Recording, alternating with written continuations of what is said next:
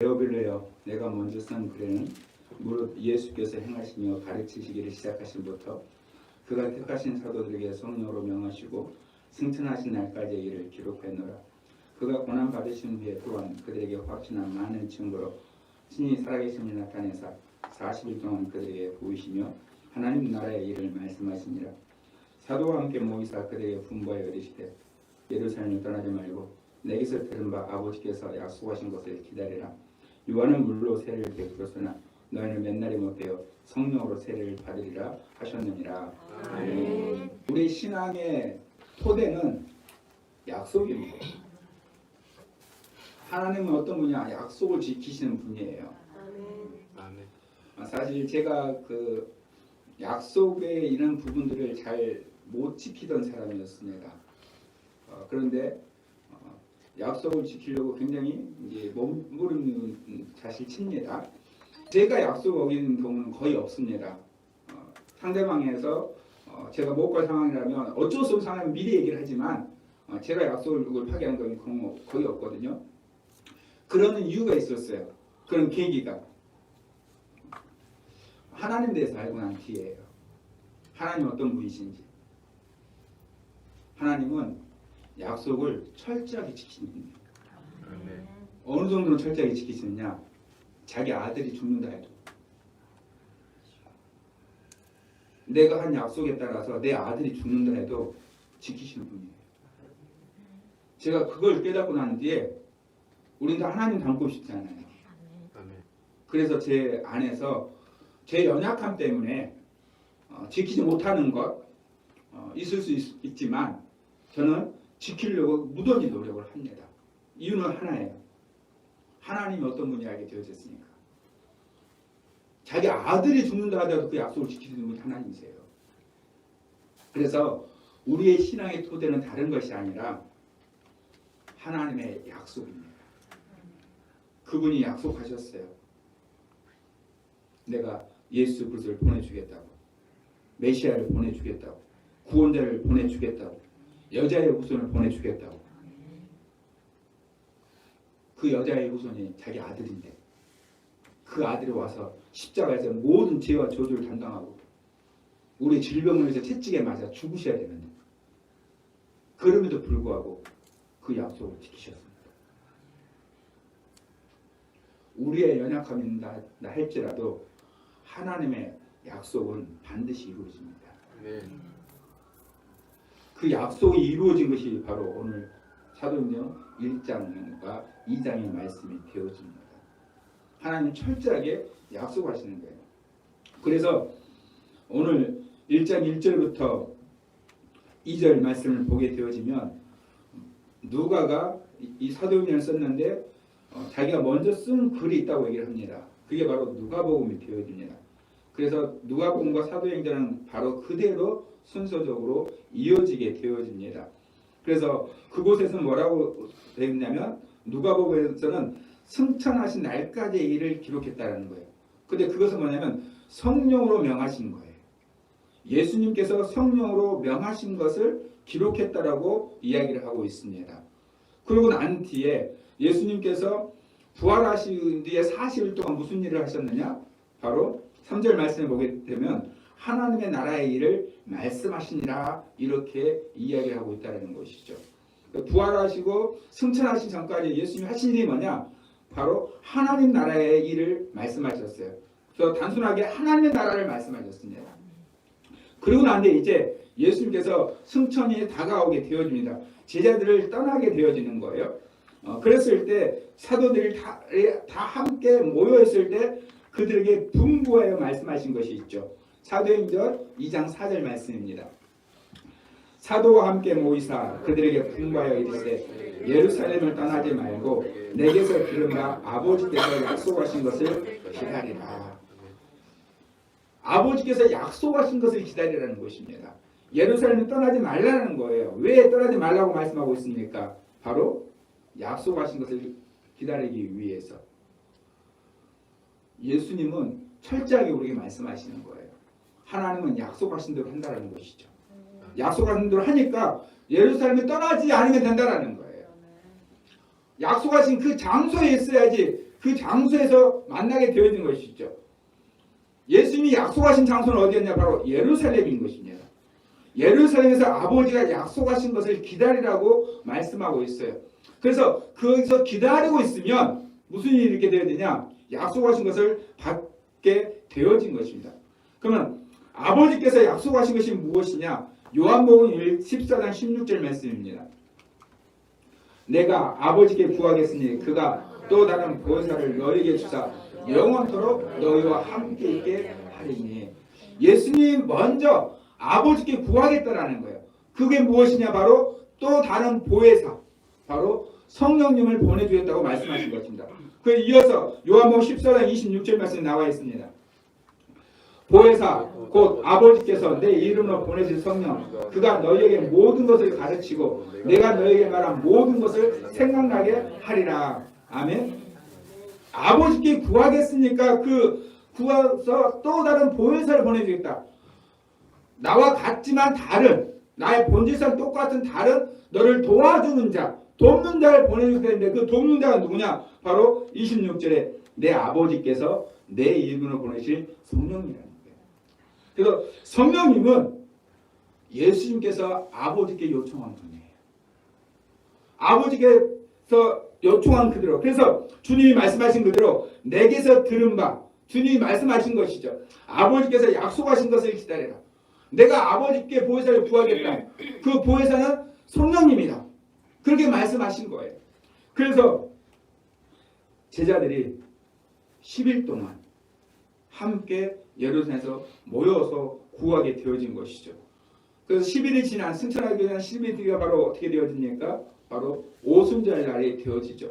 그래서 2장 1절에 오순절 날이 되었다라고 그들이 다 한 것이 모여 있었다고 얘기했을 때 무슨 일이 벌어지느냐? 2절부터 3절 보도록 하겠습니다. 호련히 하늘로부터 급하고 강한 바람 같은 소리에서 그들이 앉은 원집에 가득하며 마치 불의 같이 갈라진 것들이 그들에게 보여 각 사람 위에 하나씩 임하여 있더니, 각 사람 위에 하나씩 임하여 있다는 것입니다. 저는 하나님의 말씀이 사실이라는 것을 믿습니다. 하나님의 말씀이 실제라는 것을 믿습니다. 제가 학생들을 가르칠 때 이 말씀을 곰곰이 생각하게 되어졌고, 또 이 말씀에 나오는 그 그림을 보면서 아이들 소개할 때 그림의 이미지를 보니까 정말로 이렇게 되어졌겠구나라는 생각을 하게 되어졌습니다. 누가가 상상하고 쓴 게 아니잖아요. 누가가 지금 사도행전을 우리에게 주어졌는데 이 사도행전이 상상의 소설이 아니잖아요. 그거 소망하는 꿈이 아니잖아요. 사도행전은 역사서예요. 역사 실제 있었던 일을 기록한 역사서라는 것이죠.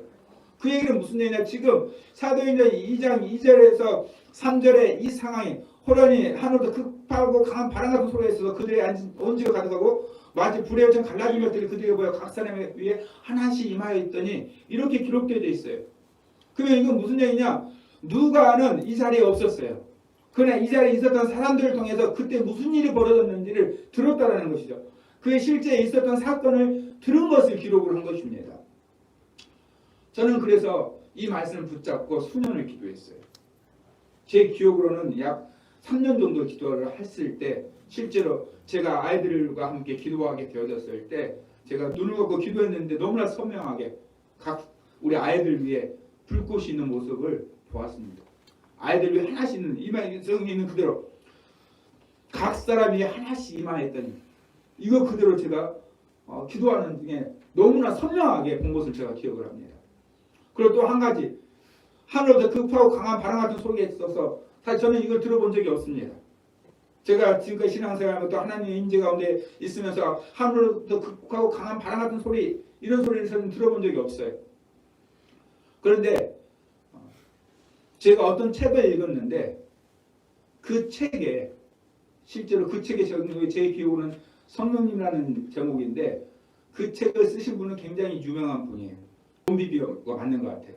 그분이 많은 정말로 신앙에 유의된 책들을 많은데 그분이 쓴 성령이라는 책 중에 그분이 아르헨티나에서 집회를 말씀을 전하고 있는 중이었는데 갑자기 하늘에서 정말로 비행기가 지나갔던 갱음이 들렸다는 거예요. 예배 중에. 그래서 선생님 이분은 아르헨티나 사람이 아니니까 거기 집회하러 예배드리러 간 거예요. 설교하러 가신 거예요. 그래서 그분 생각에 하나님을 소망하면서 성령을 소망하고 있는데 갑자기 비행기가 지나가는 큰 갱음이 지나가길래 이분이 생각했다라는 거예요. 이 근처에 비행기가 있나 보구나. 그런데 그곳에 성령의 강한 인재를 그분이 느끼셨대. 예배를 드리면서. 예배가 끝나고 난 뒤에 물어봤어요. 여기 근처에 비행장이 있냐고. 비행장이 없답니다. 공항이 없답니다. 그럼 아까 그 소리가 뭔 소리냐? 자기들도 모르겠다는 거예요. 자기들도 왜 갑자기 그런 비행기 지나가는 큰 대금이 왜 생겼는지 자기들도 모르겠다는 거예요. 그때 이 목사님이 이 말씀이 생각나는 거예요. 하늘로부터 강하고 급한 바람 같은 소리가 있어. 하나님의 말씀은 사실입니다. 약속하신 성령.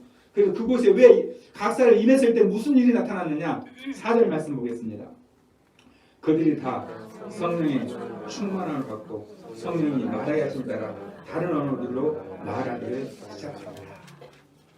그곳에 왜 무슨 그런 일들이 왜 일어나는 거냐? 성령이 역사하셨다는 거예요. 성령이 말하게 하실 따라 다른 방언으로 말하기 시작하는 일이 일어난 것입니다. 그렇게 되어졌을 때 그곳에 오순절날이라도 많은 사람들이 왔었습니다. 실제로 유대인들이 디아스포라라고 해서 여러 지역에 흩어져서 살았지만 그들의 꿈과 소망 또 신앙이 있는데 그게 무엇이냐면 죽을 때는 예루살렘에 가서 죽는 것이었어요. 그래야지 부활의 소망을 얻을 수 있다는 신앙을 가지고 있었어요. 그리고 율법에 있는 것도 그대로 1년에 3번은 성전을 와야 됐어요. 6월절, 오순절, 수장절, 초막절이 돼요. 지금 우리가 드리는 성령 강림절이 오순절에 있었던 일입니다.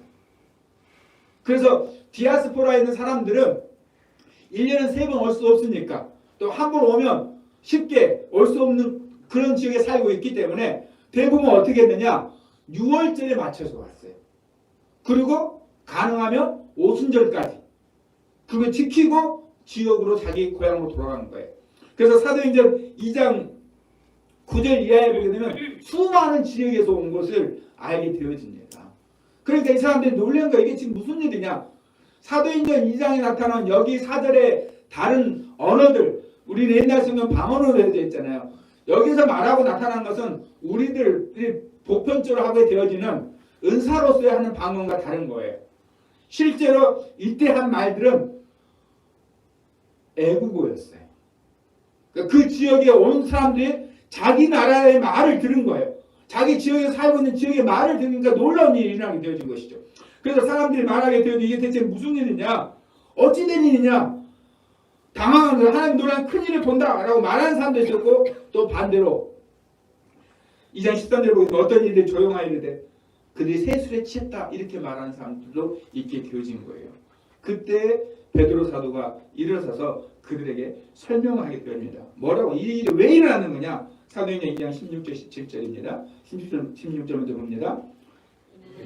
이는 곧 선지자 요엘을 통해서 말씀하신 것이니 일렀으되 아버지께서 요엘 선지자를 통해서 미리 말씀하신 거예요. 그러니까 예수님께서 아버지 하나님께 보혜사를 보내달라고 요청한 것은 이미 요엘서에서 하나님 아버지께서 약속했기 때문이에요. 뭐라고 약속했느냐? 17절 말씀입니다.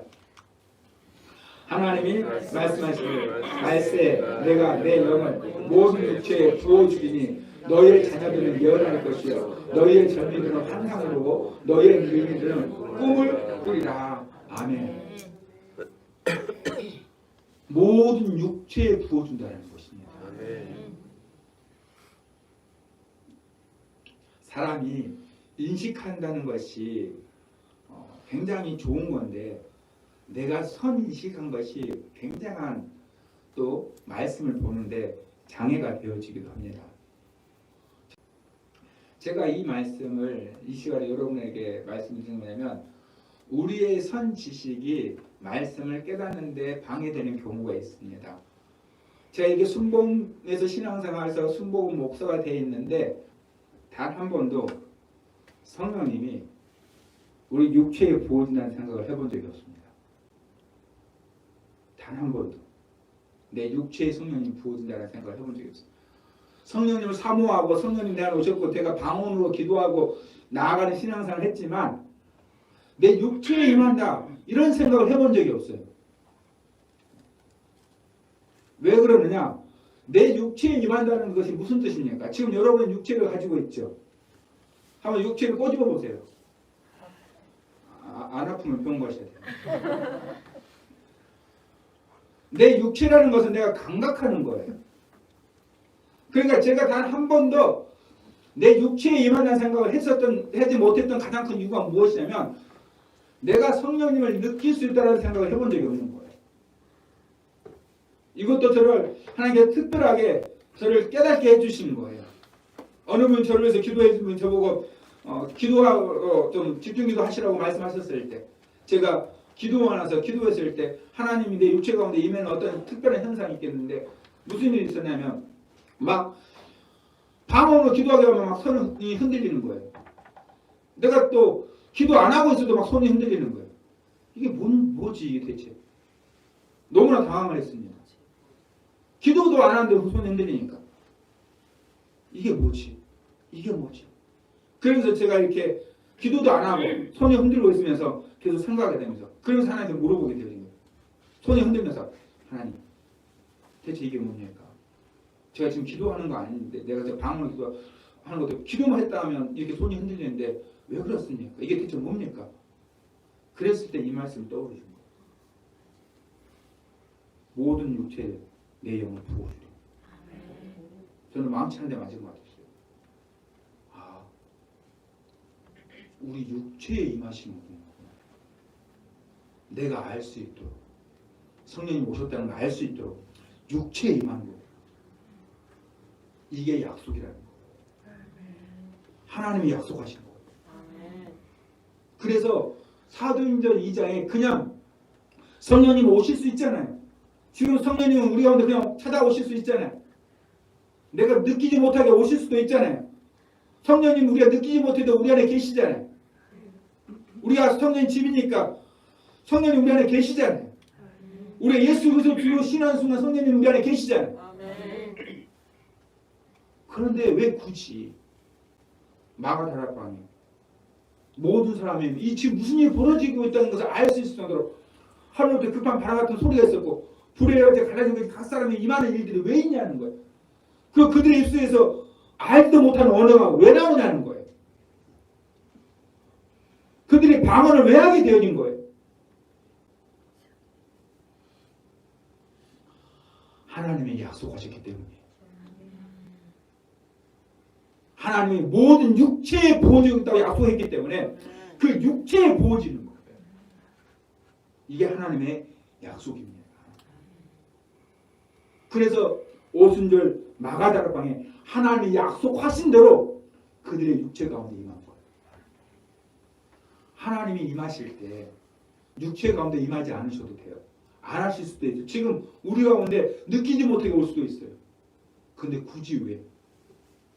우리가 알 수 있도록 우리가 느낄 수 있도록 하나님 지금 이곳에 역사하시네. 하나님 지금 나에게 찾아오셨네. 왜 그렇게 하시는 건가? 약속이기 때문입니다. 요엘 선지자를 통해서 주신 아버지 하나님의 약속이기 때문에 그 약속대로 오신 거예요. 이 약속은 실제적으로 새롭게 약속이 되어집니다. 마가 다락방에 임했던 그들에게 임했었던 성령님은 요엘서에 약속되어진 성령님이 이루어진 거예요. 이미 이루어진 것이죠. 아버지께서 약속하신 것은 이미 이루어진 거예요. 그 이미 이루어진 것은 직접적으로 말했을 때 우리하고는 상관이 없잖아요. 왜? 이미 이루어졌으니까. 마가 다락방에 임한 것은 요엘 선지자를 통해서 약속하신 하나님의 약속이 이루어진 거예요. 그럼 그 약속이 이루어진 것은 지금 나에게 이루어진 것이 아니잖아요. 그런데 이 약속은 새롭게 약속되어집니다. 실질적으로 사도행전 2장 38절 말씀 읽어보겠습니다. 베드로가 이르되 너희가 해가에 각각 예수 그리스도의 이름으로 세례를 받고 제사함을 받으라. 그리하면 성령의 선물을 받으리니. 아멘. 이 말씀이 어떻게 벌어지느냐면 베드로의 이 설교를 듣고 그래서 베드로가 결론적으로 말을 해요. 36절에 보게 되면 그런즉 이스라엘 온 집은 확실히 알지니 너희가 십자가에 못 박은 이 예수를 하나님의 주와 그리스도가 되게 하셨나이다. 너희가 십자가에 못 박은 이 예수를 하나님의 주와 그리스도 되게 하셨다. 그랬더니 그들이 이 말을 듣고 마음에 찔려서 베드로가 사도에게 물어봅니다. 형제들아 우리가 어찌할까? 지금 하나님의 약속의 말씀이 이루어졌고 그 이루어진 그 증거로 예수께서 그 성령을 보내줬다라고 말하고 있는데 그렇다면 내가 어떻게 해야 되느냐? 이미 이루어졌는데 나는 어떻게 해야 되느냐? 나는 그거 못 받았는데 어떻게 해야 되느냐? 그랬을 때 베드로가 한 말이에요. 회개하여 예수 그리스도의 이름으로 세례를 받고 제사함을 받으라. 그리하면 성령의 선물을 받으리라. 이것이 계속되어지는 약속이에요. 이미 이루어진 약속은 요엘 선지자의 말씀은 이미 그 약속은 이루어졌어요. 근데 그 약속이 계속 되어진다는 거예요. 사도행전 2장 39절입니다. 이 약속은 너희와 너희 자녀와 모든 먼 데 사람 곧 주 우리 하나님이 얼마든지 부르시는 자들에게 하신 것이라 하고 이미 약속이 이뤄진 그 현장을 보고 이제 우리 어떻게 해야 되느냐 말하는 그들 앞에 베드로가 새롭게 약속되는 이 말씀이 계속 되어지는 약속의 하나님이라는 거예요. 그래서 베드로가 분명히 말한다. 이 약속을 지금 듣고 있는 너희들뿐만 아니라 너희 자녀와 모든 먼 데 사람 곧 우리 주 하나님이 얼마든지 부르시는 자들에게 하신 것이다. 이 얼마든지란 말이 모두 얼마나 큰 매우 어디서든지 무엇이든지예요. 왜 우리에게 성령님이 오시는 거냐? 이 약속 때문이에요. 여호와의 선지자가 한 약속은 오순절에 이루어졌어요. 그 무엇을 보고 우리가 어떻게 할 건가? 라고 말하는 그들 앞에 회개하고 예수님의 세례를 받으라. 그래서 성령의 선물을 받으라고 약속해 주셨어요. 새롭게 약속해 주셨어요. 근데 이 새롭게 된 약속은 우리들에게 계속되는 약속이라는 거예요. 모든 먼 데 사람 곧 우리 하나님이 얼마든지 누구든지 무엇이든지 부르는 자들에게 하신 것이라. 지금 우리들에게 하신 약속이에요. 앞으로도 믿게 될 사람들, 부르심을 받게 될 사람들에게 하신 약속이에요. 그럼 어떻게 됩니까? 우리가 약속이 이루어지도록 기다려야 됩니다. 사도행전 2장 4절 말씀입니다. 사도와 함께 모이사 그들의 분과에 이르되 예루살렘을 떠나지 말고 내게서 들은 바 아버지께서 약속하신 것을 기다리라. 약속하신 것을 기다려야 돼요. 우리가 약속을 안 믿으니까 안 기다리잖아요. 약속을 믿으면 기다릴 수밖에 없는 거예요. 기다리게 되어 있는 거예요. 하나님의 약속이 하나님의 약속.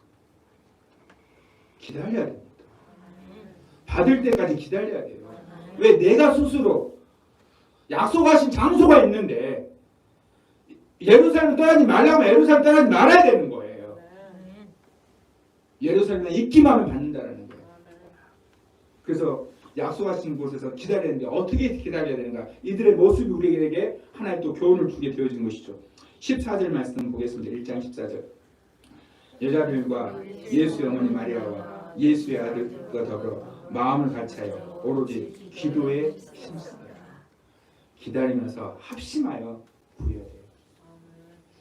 우리가 혼자서 기도할 때 그때 당연히 성령님이 약속하신 대로 오시죠. 그런데 이 초대교회 성도들은 마음을 같이하여 라고 이렇게 되어져 있잖아요. 이 마음을 같이 한다는 말이 무슨 뜻이냐? 하나가 되어 만장일치로. 하나가 되어 만장일치로. 정말로. 그리고 힘쓰더라 했잖아요. 힘쓰더라는 뜻이 뭐냐? 인내하다, 성실하다, 끈질기다. 약속을 믿으니까 끈질기에요. 어제 우리 지방회장님 설교하시면서 합의본 이야기, 성경에 있는 이야기가 똑같잖아요. 돈도 없는데 합의라는 건 사실 돈을 주면 쉽게 합의할 수 있는데 이분의 가정에 돈이 없는 상태잖아요. 세상에 이빨 2개를 깨트려 먹었으니 지금은 사실 임플란트라도 있지만 그때 당시는 상상만 해도 황당한 상황인데 누가 합의를 해주겠어요. 돈이 없는 사람들도 아닐 텐데.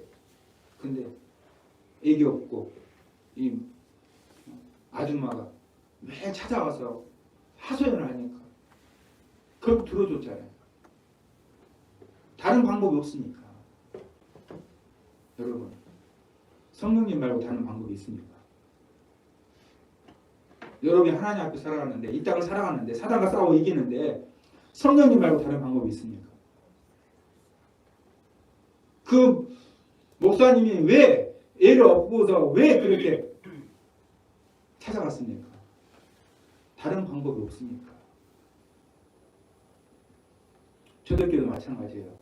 다른 방법 없어요. 약속하신 성령님 외에는 다른 방법이 없다는 거예요. 성령님은 약속하신 대로 오셔서 세례를 베푸십니다. 사도행전 1장 5절입니다. 요한은 물로 세례를 베풀었으나 너희는 맨날에 못되어 성령으로 세례를 받으리라 하셨느니라. 아멘. 약속입니다. 성령으로 세례를 받게 되어져요.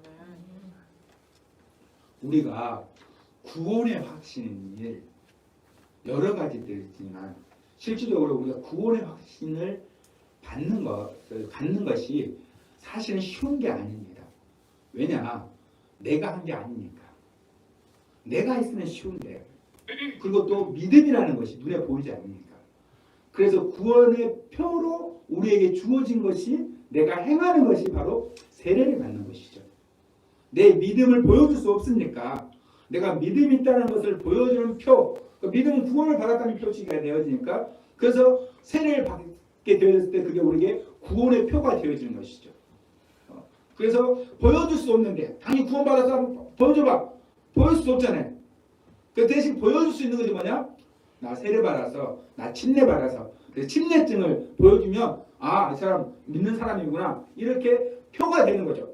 물론 세례 받은 것, 침례 받은 것이 구원받았다는 표는 아니지만 믿음을 상대하는 표가 되어지는 것이죠. 마찬가지로 성령으로 세례를 받게 되어지면 무슨 표가 되어지느냐? 내 안에 성령님이 계시다는 표가 되어집니다. 성령님 우리 안에 계셔요. 근데 나타낼 수가 없잖아요. 보여줄 수가 없잖아요. 우리 안에 계신 분을 어떻게 보여주겠어요?